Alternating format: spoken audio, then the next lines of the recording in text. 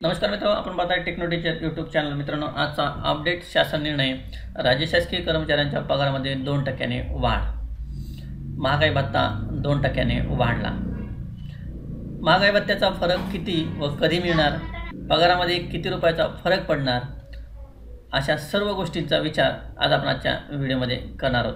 दिनांक 11 ऑगस्ट 2025चा शासन निर्णय या ठिकाणी निर्गमित झालेला आहे आणि या शासन निर्णयानुसार महागाई भत्त्यामध्ये 2% वाढ झाली आहे. यानुसार आपण सविस्तर माहिती पाहूया. चला तर सुरुवात करूया.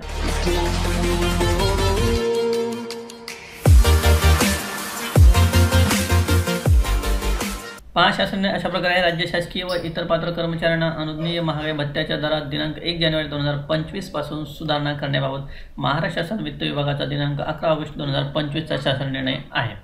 शासन निर्णय असा छोटेखानी या ठिकाणी आहे. राज्य शासकीय कर्मचारी व इतर पात्र पूर्णकालिक कर्मचाऱ्यांना अनुज्ञेय महागाई भत्त्याच्या दरात सुधारणा करण्याचा प्रश्न शासनाच्या विचाराधीन होता. केंद्र शासनाने ज्याप्रमाणे महागाई भत्त्यामध्ये वाढ केली आहे त्याचप्रमाणे या ठिकाणी राज्य शासनाच्या सुद्धा विचाराधीन होतं की महागाई भत्त्यामध्ये वाढ व्हावी. शासन असे आदेश देत आहे की 1 जानेवारी 2025 पासून 7व्या वेतन आयोगानुसार सुधारित वेतन संरचनेतील मूळ वेतनावरील अनुज्ञेय महागाई भत्त्याचा दर 53% वरून 55% करण्यात यावा. म्हणजेच 2%ची वाढ या ठिकाणी देण्यात येणार आहे.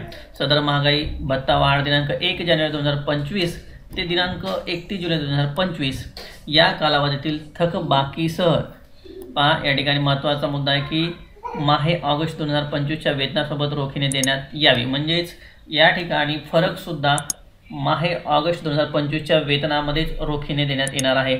यापूर्वीच्या शासन निर्णयामध्ये फरकाच्या बाबतीत वेगळा शासन निर्णय निघायचा, परंतु या ठिकाणी या एकाच शासन निर्णयाने दोन्हीही या ठिकाणी महागाईचा वाढ आणि फरक एकत्र देण्यात ठरवले आहे, तेही माहे ऑगस्ट 2025च्या वेतनामध्ये. महागाई भत्त्याची रक्कम प्रदान करण्यासंदर्भात विद्यमान तरतूद या कार्यपद्धती आहेत त्याचप्रमाणे चालणार आहे आणि जो खर्च टाकणार आहे तो जुना जो लेखाशीर्ष आहे त्यानुसार टाकण्यात येणार आहे, असा हा शासन निर्णय आहे.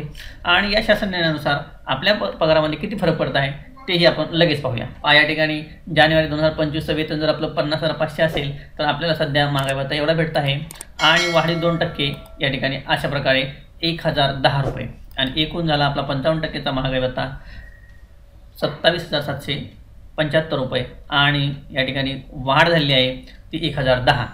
आता या ठिकाणी हे जानेवारीचं बेसिक आहे आणि हे जुलैचं बेसिक आहे. हे जुलैचं बेसिक घेण्याचं कारण की या ठिकाणी 2% नुसार महागाईचा फरक आहे तो आपल्याला जुलैचा मिळणार आहे आणि जुलैला आपलं बेसिक बदललेलं असणार आहे. काही लोकांचं ज्यांचं नसेल त्याला काही फरक पडणार नाही कारण त्याचं जानेवारी बेसिक बदललेलं असेल. आता या ठिकाणी आपला फरकसुद्धा या ठिकाणी काढून दाखवलेला आहे की जानेवारी, फेब्रुवारी, मार्च, एप्रिल, मे, जून आणि जुलैला थोडा या ठिकाणी जास्त दिसत आहे कारण आपलं इथं बेसिक बदललेलं आहे आणि एकूण महागाई फरक एवढा आहे. तर आपला ऑगस्टचा पगार कसा होणार आहे? एकूण फरक आपला 7,100 येणार आहे आणि जो ऑगस्टचा पगार आहे तो मूळ वेतन, महागाई भत्ता, वाहन भत्ता, महागाई फरक आणि एकूण पगार असा होणार आहे.